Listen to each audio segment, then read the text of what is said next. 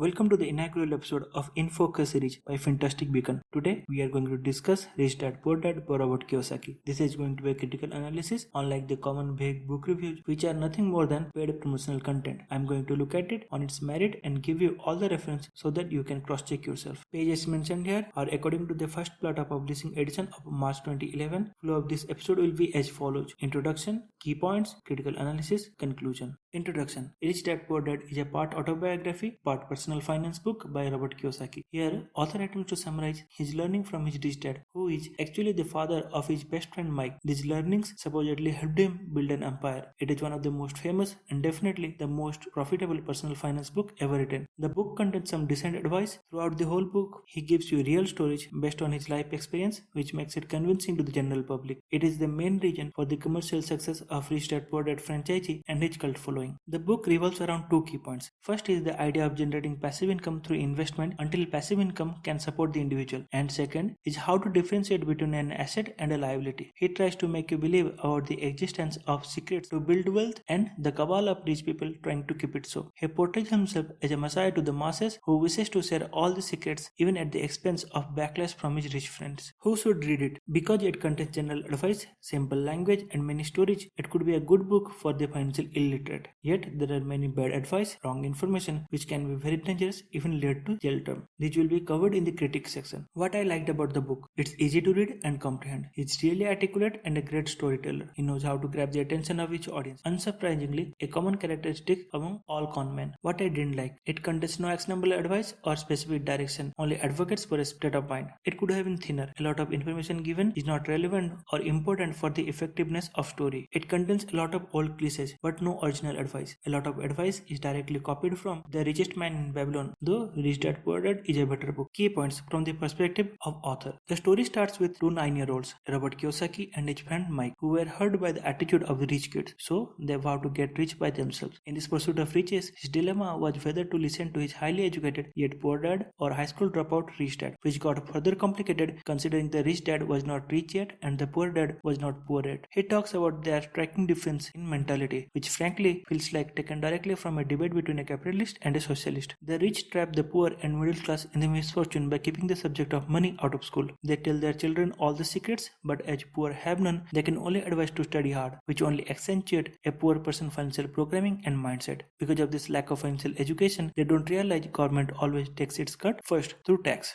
Chapter 1 says, the poor and middle class work for money. The rich have money work for them. This is about earning for consumption versus investment. Author again repeats it in chapter 2 as, it's not how much money you make, it's how much money you keep. Those who don't follow this end up losing all their fortune like most lottery winners and professional athletes. He goes on to mention more old cliches like people who find everything unfair want everyone else to change for them. People say they don't want money yet work hard for someone else. He talks about our Buckminster Fuller's definition of wealth and how it influenced his idea of retirement. Wealth is a state of financial independence where it grows automatically without any constant supervision. This also explains how net worth is not accurate, because when you start selling your personal assets, you get back only a fraction of money you paid while acquiring the assets. Once in a blue moon the value might appreciate, then you are taxed for any gains. He then links it to difference between asset and liability in terms of cash flow. An asset puts money in my pocket and a liability takes money out of it. Due to lack of this knowledge, the poor and middle class acquire liabilities that they think are assets. Through this cash flow pattern, he tries to explain how rich get richer, the poor get poorer, and the middle class are stuck in limbo. But he forgets to mention it is only in the context of consumption-driven economies. Side effect of this ignorance is that most people don't distinguish between their profession and business. Your business revolves around asset column, not your income column. Rich dad tells him Robin Hood is a crook. Truth is, all wannabe Robin Hoods are crook, and we have plenty. Page 80 explains the history of tax, which is one of the few factually correct portions of the book. The socialist system of government organization does not appreciate efficiency and effort. They are more respected when they hire more people, spend more money, which is exactly opposite in the context of a private organization. Because of this socialist Robin Hood mentality, tax base had to be increased, and thus the middle class and poor ended up paying more and more tax. The rich know more about money, or the people who know more about money, like accountants and lawyers. They also have influence through their politician friends, so they change the law or find loopholes to pay less tax. The next section talks about financial IQ, which constitutes of 4 skills: accounting, financial literacy or the ability to read numbers; investing, how to make money from money; markets, force of supply and demand; and fourth, the law. It is very important to note that his understanding of these factors are much different from any businessman who believes in legal and ethical practices, but more on that later. He moves on to explain the evolution of wealth, how it has moved from land to factory to information. Please note, in all ancient civilizations, wealth was considered stock of animals or precious metal, stone or textile, not land, as there was enough land for everyone. Specialization makes good employees who are supposed to be middle class or poor, not owners who are supposed to be rich. For business, we need to learn a little bit about everything. It is because of knowledge of business system, McDonald's is a giant even with an inferior burger. He again moves on to the rehashed ideas of herd mentality and power of association, where he advises to wait for the next opportunity. Now let's dissect Rich Dad Poor Dad. Author contradicts himself, and I mean a lot. On page 107, he brags about his timing in investment. On page 151, he says smart investors don't time markets. On the same page, he again counters it by saying wise investors buy an investment when it's not popular. They know their profits are made when they buy, not when they sell. On page 131, he talks about Texan attitude. If you are going to go broke, go big. You don't want to admit you went broke over a duplex. But in page 160, he says, I only play with money I can afford to lose. On page 158, he says, treat brokers well, pay them well. On page 168, he throws his advice in the dustbin and makes the agent show him 6 property and offers half the asking price. It is not only a wastage of agent's time, it is also a financial punishment. Agents make money through commission. So when the selling price is halved, commission is also halved. On page 158,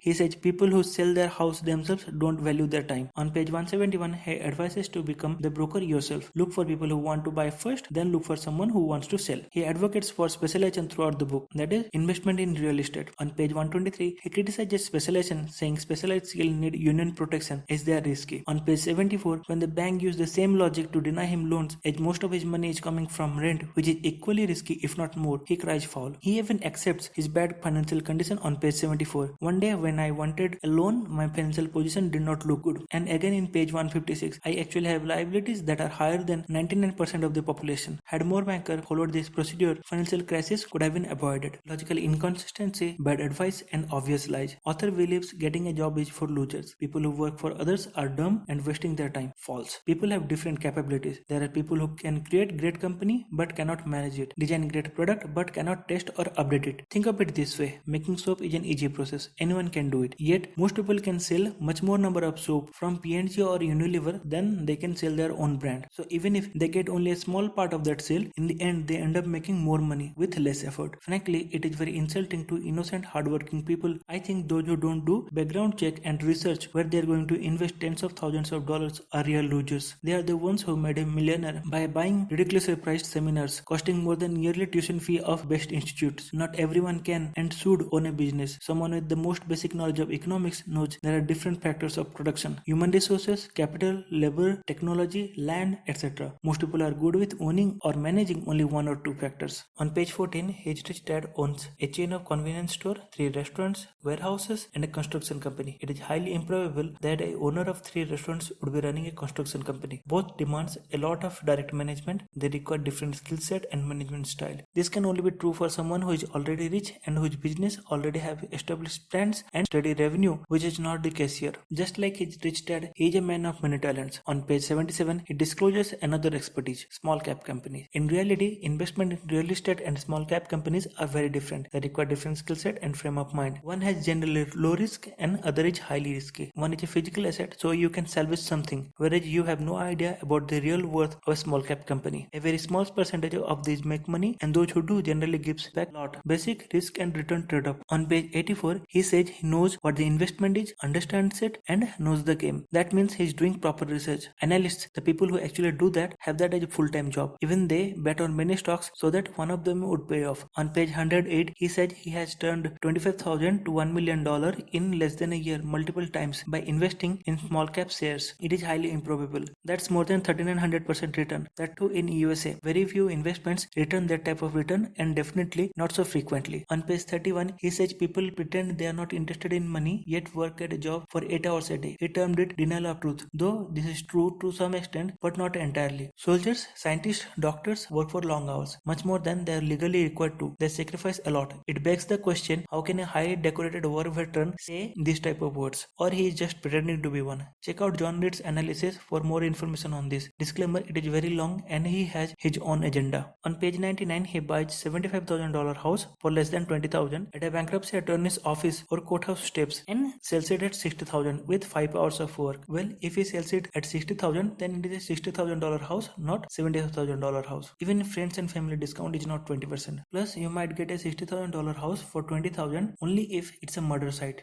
Good luck finding people to sell or rent such a place at full market price. On page 107, author offered $275,000 to a German owner of a $450,000 building and got a counter for $300,000. It is easier to convince that happened to someone who have never owned a home, who are coincidentally his target audience. Anyone who owns a $450,000 house or a broker who deals in that size of building won't find it convincing. Let's say they wanted out because they lived elsewhere. Even then, I doubt they wouldn't just pick up the phone and call a broker posing as a customer to find out what is the going rate in that location. I know illiterate farmers or fishermen from remote villages who call to different markets to find out what is the going rate before selling their whole stock. Certainly, someone who owns $40,000 house in a different country would spend some time thinking how to get the most out of their assets. On page 151, he says it's all insider trading. The only distinction is how far away from inside are you. Stay away from this advice. True, some people do this, but insider trading is never legal. You have to disclose all inside information, how you got it and what did you do with that information to the required authority. Confidential information is like drugs, firearms or a dead body. If you find it in your property, you are legally required to disclose it to the authority. Otherwise, you'll be in big trouble when they find it by themselves. On page 156, he's proud that he does not pay for liability. Other people, tenant, pay for him. Many times in the book, he talks about taking 20-30 year loan to buy a piece of real estate. But you don't know in 30 years how the socioeconomic and macroeconomic factors will change. Let's say you find a low maintenance high paying tenant. The tech company builds its head office nearby. It's been doing well for the last 3 years. But if the company goes out of business or changes its location for any reason, you'd be in great trouble. This has happened multiple times even with the traditional industry. Though today the rise of tech industry, the risk is even higher. The steel city of Braukla bounced back, but the auto hub of Detroit could not. Just look at what happened during COVID to people who used this strategy for taking long-term loans to invest in multiple real estate. Many governments did not allow them to kick out their tenants, yet they had to pay for utilities and interest. On page 158, he says pay professional well. A good broker provides you information and spends time to educate you. I know some accountants who would educate you as they need extra information to take advantage of certain legal loopholes, but I cannot think of any other brokers or agent who would do the same. They have two objections. If they choose to educate you, they have to invest more time on each client, which means less deals and less opportunity for conversion. Now, after giving the education, there is more risk that this educated client will not come back in future for buying or selling, as he has already learned how to do it himself.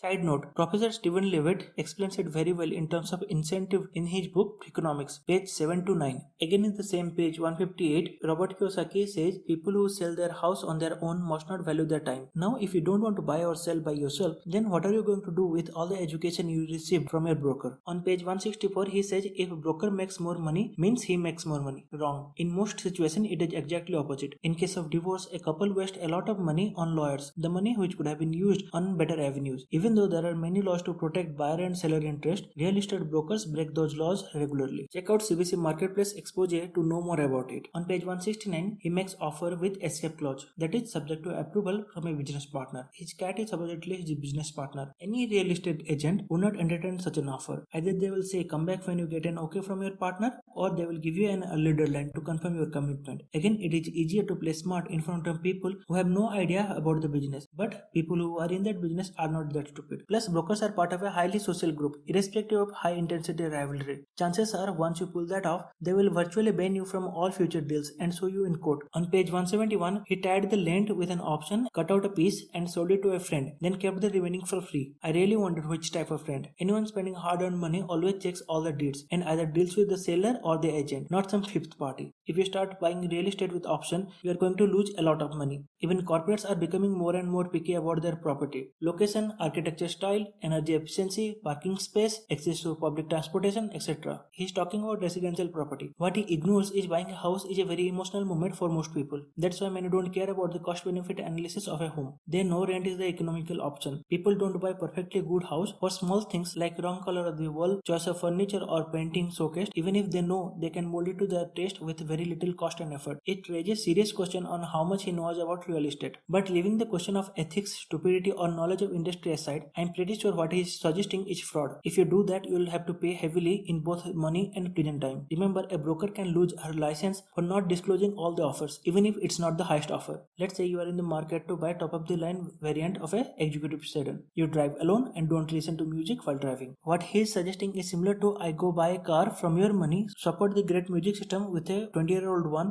switch electronically adjustable heated ventilated passenger seats to regular ones and give you the car. I don't tell you what I did. Will you sue or not? Can you expect others not to sue when the asset in question, land or building, is much more valuable? Additional resources, page 26. He says his cash flow game is better teaching tool than reading a book or lecture. The game can actually be a good stepping stone for those who know nothing about personal finance. But important thing to note is that it's not a simulation of life, nor is it any close to that. It is a tool to confirm his advice and theories. If you follow his advice, you win the game. But winning in life is not so easy. Life does not tell you these are the rules, here's a new opportunity for you, and this is how you win. Opportunities in real life are not that obvious. Most opportunities are realized only in retrospective. Most never realize the opportunity ever. The best and brightest like Steve Jobs, Bill Gates, Terry Semel, Warren Buffett, Mark Cuban, all have lost out on opportunity presented to them on silver platter, and that multiple times. Conclusion. In the end, CBS puts it best. If you want to be a millionaire working less than 3 hours a week, you narrow your option down to mere 2. Be part of a lucky gene pool and inherit it, or if that's not an option, try creating a sales system that teaches others how to be rich without working hard. You could be the next Robert Kiyosaki, with people flocking to a seminar because common sense really is not that common. Personally, for me, the first red flag was a 9-year-old who knows nothing about money or business deciding to listen to a high school dropout instead of his highly educated father, particularly when the dropout was not even richer than his real dad. I think he expects the same lack of logic in his readers. If you would like a critical analysis of author, please comment in the forum section and feel free to discuss and critique our analysis there as well.